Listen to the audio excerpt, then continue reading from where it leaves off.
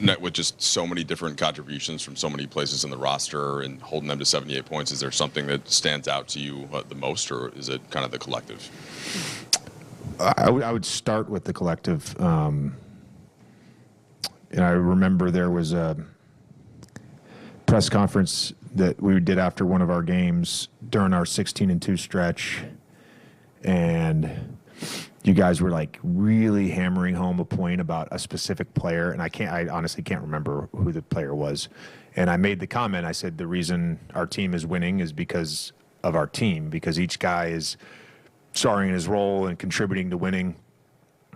And that's the story of this playoff series for us, where each guy had moments that helped us win the game. I thought the collective tonight was awesome, especially defensively. And Jackson and DA, with the adjustment we made going into Game 5, made a small tweak to some Şengün stuff this morning. Those guys were just phenomenal defensively and really did a great job of protecting the rim.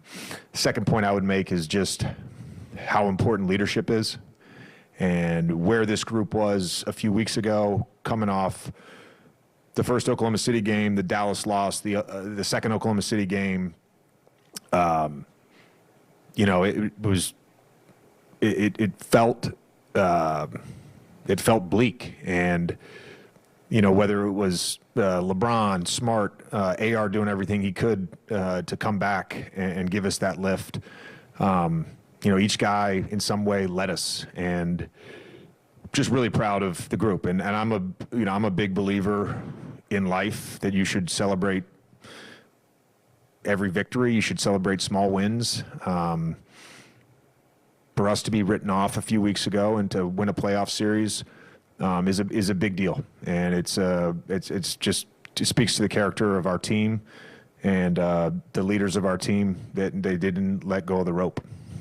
Your first playoff series win as a coach, and just all the coaches that helped you along the way, that kind of the players, and what you talked the other day about how you really have to kill an opponent to do it. But what have you come through with thoughtful wise off of this whole series? Yeah, I think gratitude. I mean, that's the biggest thing. I mean,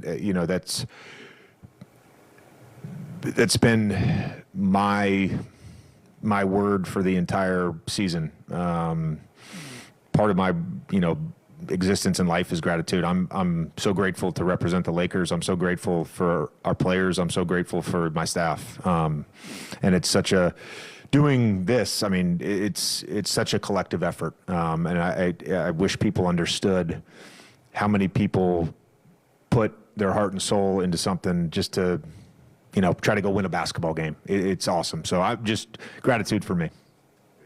JJ, coming into the series, I think you identified rebounding and taking care of the basketball as the two biggest keys tonight. I think you beat them by double digits on the boards or close to it. Yeah. Had your fewest turnovers of the series. If you're talking about gratitude or pride, whatever it is, how does that make you feel about your group? And then how does it show the growth in the series as well? Yeah, we talked about it before the game, and I can't remember the specific question, but I'm always so confident that our group is going to respond, and I challenged them before the game. It's literally probably a broken record from the first meeting through this morning, through pregame today. The first slide on every presentation is box out and take care of the ball. And I challenged them to have their lowest turnover game tonight. They did a great job of taking care of the basketball outside of one little stretch in the second quarter. And then for us to get 15 offensive rebounds, limit them to 8, especially on a poor shooting night. I mean, that's against that team where they miss, my math's not great, but 52 shots and they get 8 offensive rebounds. Roughly like 18%, roughly I'm guessing, but 18% offensive rebound rate. That's, you're not going to do much better than that, so probably a little less actually, but the attention to detail was the important thing tonight, because we didn't have that in Game 5. And you can make any excuse for the turnaround, the quick turnaround, the overtime game, and them trying to stave off a sweep in Game 4. We didn't have the attention to detail in Game 5. We had it tonight. JJ, speaking of broken records, at different times of the season, we asked you about LeBron playing more minutes or more games or the oldest to ever do this or that or whatever. Can you just kind of encapsulate, this series, but like that second quarter tonight? He outscored the Houston Rockets in year 23 in a quarter. I don't know, what can you say about what you got from him? Well, when the coaches came back, when we get an all-in call after the game, and when we all went in there, I don't know why, but the lights were off, and literally every single guy was going bah bah. I mean, it speaks to his greatness. He's to me, he's had the greatest career of any NBA player. You can argue all you want, and I really don't care to postulate on who's the greatest of all time, but he's one of, if not the greatest of all time. And for him to do it again and answer the bell again, it's really baffling in some ways. The leadership aspect that I talked about, he just has this ability to set the tone for the entire group, and he did that again tonight, and our guys responded. And I'm really happy for him. I'm really happy for him.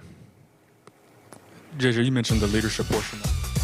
The King have his moment. LeBron James setting the tone with 18 first-half points in the clincher. What did you make of his game overall in this series? Because we were just talking, guys, 41 years old.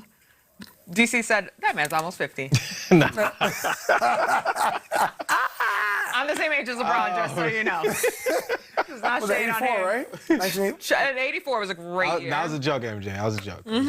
Nah, I mean, listen, like I said before, man, there's so many words we didn't said unbelievable about LeBron's effort. And, the thing that impresses me the most with him is the fact that he's bringing it every single night, right? And it just seems, I can't remember the last time he's had a night off, like in the playoffs, right? Like, he's really coming to grips as being the best leader that he can possibly be in all facets of the game, whether it's scoring, rebound, assists, and that's what you want to see from your leader. Your leader has to show up every single night, put their body on the floor, and he's been doing that.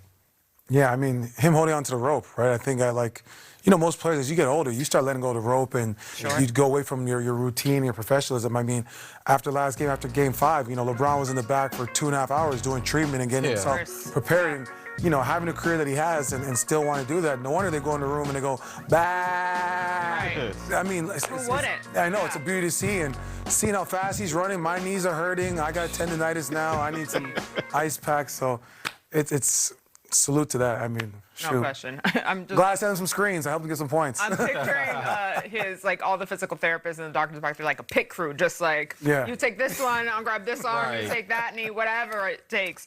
Meantime, on the other side of things, a turbulent season comes to an end for Houston. It felt as though they were right up against it from the start, really. Fred VanVleet's ACL tear. Looking ahead now to the future of this team, what does the way forward look like for them? Well, they need their point guard back, Yeah. right? Part of the reason why Houston struggled a lot was because they didn't have VanVleet in the lineup. And you see the league going positionless basketball, right? But what they don't account for is that you need sometimes a pure point guard to kind of set the tone, set the table a little bit, right? Yeah. And your pure point guard may not give you 20 to 30 points, but he's going to put everybody in their right spots, right? Yeah. You look at Lakers only had 10 turnovers. Well, if you look at the Houston Rockets, they kind of struggle with turnovers throughout the whole series, and that's because they don't have their point guard on the